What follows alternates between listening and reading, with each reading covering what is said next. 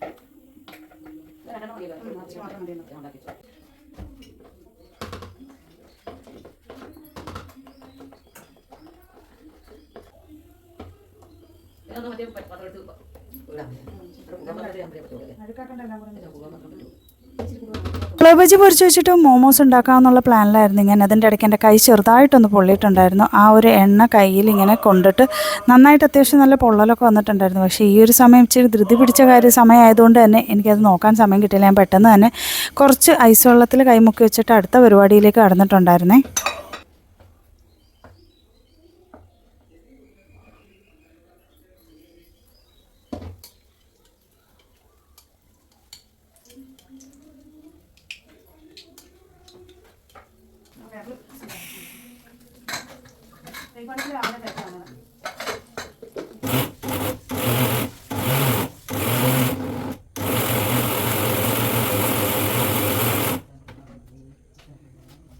Juice അടിക്കാൻ ചുവന്ന juice നാരങ്ങാവെള്ളം ഇച്ചിരി ആ ചട്ടൻ സലാഡ്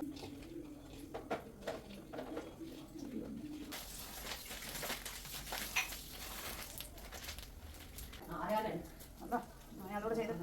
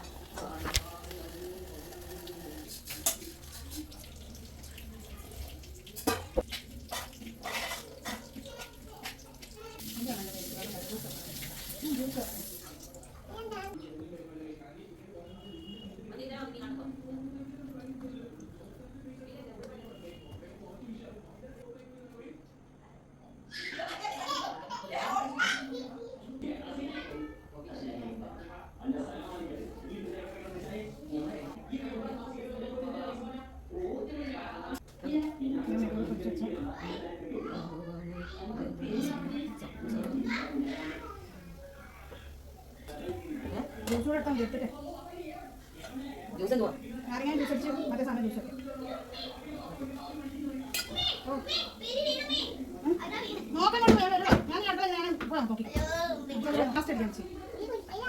മോസ് പൊരിച്ച തരം കുറച്ച് വൈകിട്ടുണ്ടായിരുന്നു കേട്ടോ. അപ്പോഴേക്കും ബാങ്ക് വിളിച്ചിട്ടുണ്ടായിരുന്നു. അപ്പോൾ ഇന്നത്തെ ഇഫ്താർ എല്ലാവർക്കും ഇഷ്ടപ്പെട്ടു എന്ന് വിചാരിക്കുന്നു. ഇഷ്ടപ്പെട്ടെന്നുണ്ടെങ്കിൽ സബ്സ്ക്രൈബ് ചെയ്യാൻ മറക്കണ്ട. അപ്പോൾ ശരി, അസ്സലാമു അലൈക്കും.